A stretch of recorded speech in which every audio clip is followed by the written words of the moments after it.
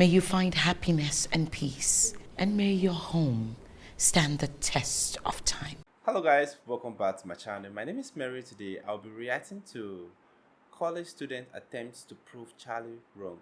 So without further ado, let's get started.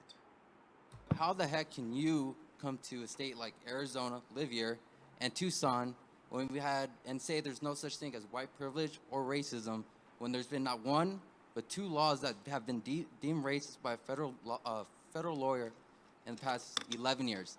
And here's the law. I know you go after people, man, and I got my facts. Buckle up. All right, cool. I'm ready. So in 2003, Tucson Unified School District created a program called Mexican American Studies. You know what it is? Sounds pretty self-evident.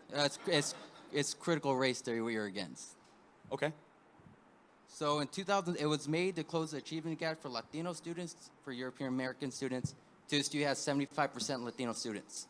In 2007, we caught up. This is right around the time where Tom Horn, the state superintendent, saw this. He called these classes racist, teaching the overthrow of the government. He lied and said they were segregating these schools, segregating the students. But here's the thing, he never went to a class. And he tried 3 different times, in 2007, 2008, 2009, and by 2010, Governor Jan Brewer signed the law that banned these classes.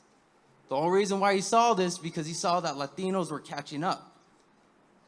In 2017, a federal judge deemed that the law was racist and that his whole point of view was racist, and it was the 14th Amendment that was wrong for us.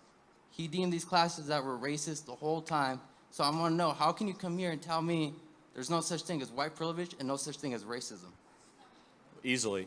There's no such thing as white privilege or racism. So well, there's racism, but it's not institutional. I mean, so are you saying the judge was wrong? Of course. I mean, judges could be wrong all the time without specific knowledge of what you're talking about with that. But here's the most obvious way I could debunk what you're saying, which is you assume Jan Brewer signed it because she hates Latino people. Is that right? It came out that she has. It's been proven. Hold on a second. Hold on. Whoa. What evidence do you have that Jan Brewer hates Latino people? If you go watch the documentary about Raza Studies. What? It's been go watch the documentary called Raza Studies. It's about Mexican American studies. La Raza Studies? Raza Studies. Okay. Well, yeah, not exactly well versed in that, but what's wrong with that? I'm not saying there's anything wrong with it. It sounds interesting. But I suppose the question is, would there be another explanation for Jan Brewer doing that, or are you going to blame? She signed another law called SB 1070. So what about SB 1070? What's wrong? Do you know what SB 1070 is? Tell me what it is. It's basically a law for an officer to pull me over and ask for my papers when I've never even been to Mexico. Okay, well, I think people should be asked for their papers regardless of the skin color. Okay, so then we go. Here's white privilege. Why is that white privilege? Okay, here we go. How's that white privilege? Here we go. Who are they going to ask for their papers, me or you? I get asked for papers all the time No, when I you get don't. pulled over. Yeah, I can show you my pile of driver's tickets. Do you get asked to prove that you're a citizen of the United States? Hold on a second. First of all, I get asked for my driver's license all the time when I get pulled over. In fact, every time I get pulled over, I get asked for my driver's license, okay? So, but here's the one thing. Hold on. Do you really think that you're being pulled over just because of the color of your skin? Dude, it's happened many times. Hey, guess what? I get pulled over too. That's true. You're never gonna know it because you don't look like me, man. Wait, hold on. You're never gonna have to know my struggles. Wait, I mean, this is the problem. I'm just going to give you a piece of advice. Honestly, you complimented me and Candace Owens. You're looking at the world as a victim. Okay? You're looking at the world as if there's systemic racism and the evil white man that's trying to crush you. It's a lie. It's a lie that is designed to keep you down. It's a lie that is designed to try and disempower you. And white people get pulled over all the time to be asked for their papers. And if a non-citizen does not have their papers, they should be deported from this country if they do not have their papers. So please go ahead. All right, before you start saying I'm playing that victim thing, I'm never going to call myself a victim, but I'm not blind to the fact that my journey is going to be different than someone that doesn't look like me. You're right. So you know how it's going to be different? It's going to be easier for you It's because affirmative action laws benefit people of color above white applicants to certain universities. In Texas, if you try to get Regeneron or monoclonal antibodies, the specific position of the Texas Health and Human Services is we only give Regeneron to Hispanic and black people and not to white people. At State Street Capital Advisors, if you want to be a financial manager, you know they're not allowed to hire white people without board permission, yet they can hire Hispanic people and black people as much as they want. Do you know that United Airlines wants to double the amount of Hispanic and black pilots and try to hire less white pilots? You're right, you and I have it different, and currently, the current regime and status quo is making it easier for you. You have privilege.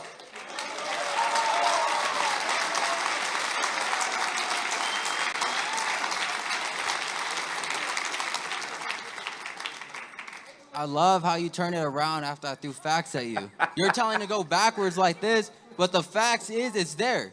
The facts is that these laws that you say that were good.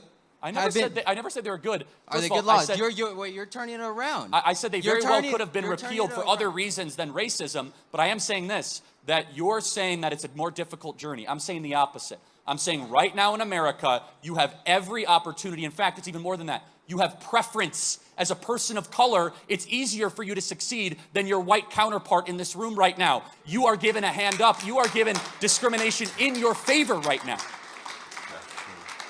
That's 100% not true, bro. It's that BS that you be teaching right now.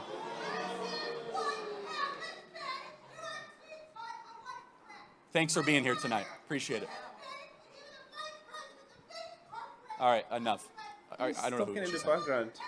All right, thank you. Next question. Appreciate it. And let me just say this is the final thing. I encourage you to really think deeply and say, thanks for coming. I encourage you to ask this. Is like, you say that the journey will be different regardless of skin color.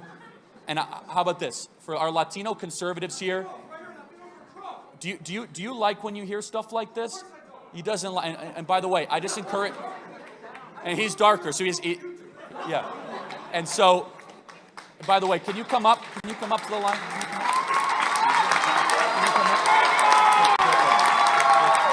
Go to the line, yeah.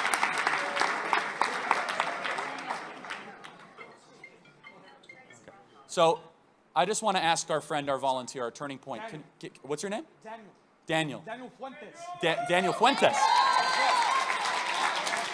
Daniel, our journey's different. Does skin color matter? Our journeys are not different, bro, because like you say, we're one united under God. I have been pulled over by cops many times. Most 99.9% of the times, these cops have treated me in the nicest ways. Cops that are probably look nothing like me. Every single turning point event that I have been to, where obviously I could tell all of my Caucasian brothers and sisters, they have treated me in the nicest of ways. It has always been whites kind of on the left that have always mistreated me. I've gotten more mistreat from whites on the left than on the right for being a Latino conservative. God bless you, and thank you, Daniel. Thank you both. Appreciate it. We'll get to the next question. Thank you. We'll go to the next question. Thank you. Let's go, Brandon.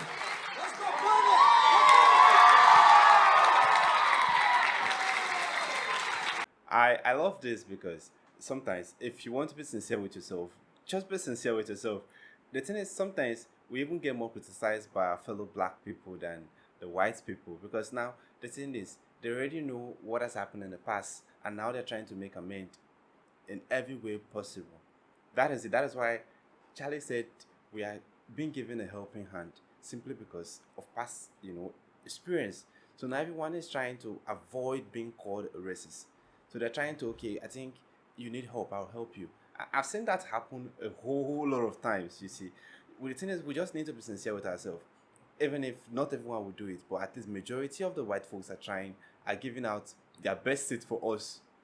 And it's their country anyway, but so they have the right to do whatever they want to do, and now they're trying to be as lenient and as gentle and cool as possible. So let's just appreciate and enjoy it. I love this so much, and I think I'm beginning to see a reason why I have to leave Africa, because at least I'm seeing people that think the way I want, and they think and treat people the way I want to be treated. And I think that's a good reason to leave Africa now and at least experience this firsthand.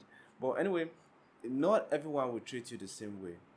Okay? I'm currently living in Ghana. Most times when I drive, I get, stopped by police and they ask me for my license or they ask me where am I going to, and it's just a harmless question. The only reason why things will escalate is when you try to avoid them, from doing their job. That is when they want to ask you more questions or they'll feel like you're hiding something for them. But if you're being so cool, so calm, I don't think they will want to, like, it does not matter your color of your skin or your nationality. The thing is, they are being employed there to make sure the road is safe and also the country is safe. So when they pull you over, they ask you to put your hand outside the window, do it. When they ask you to step out from the car, do it. I promise you it won't take up to 5 minutes and they will let you go. But when you keep on proving like because I'm black and this and this and this, things will escalate. And at the end of the day, you end up, wasting your time because their job is to make sure the environment is safe. So they are doing their job. But you might be heading somewhere, but instead of you like just sacrificing that 5 minutes of your time, you end up sacrificing like an hour or two simply because you want to say so many things. Anyway, I'm not living there, so I might not, get the 100% idea of what is happening over there. But with what I've seen, with what I've heard, I feel blacks, the rate of racism is dropping drastically, and we should appreciate that for now. And change does not happen overnight. It takes time. It takes time, but eventually it will happen, and it's happening. This is the best time to be a black man. If you check it, this is the best time because you get to do the same work a white man do. You get to move to wherever you want to move to. You get to do everything you want to do without being restricted. So this is the best time to be a black man living in diaspora. Like this is the best time. Aside from black, other nationality, this is the best time because the term racism is dying every day. We are human, and racism is a thing that we are not born with it. We learn it, so we can also unlearn it. Anyway, this is a beautiful one coming from Charlie. I want to see more videos like this. If you have any recommendation, let me know in the comment section.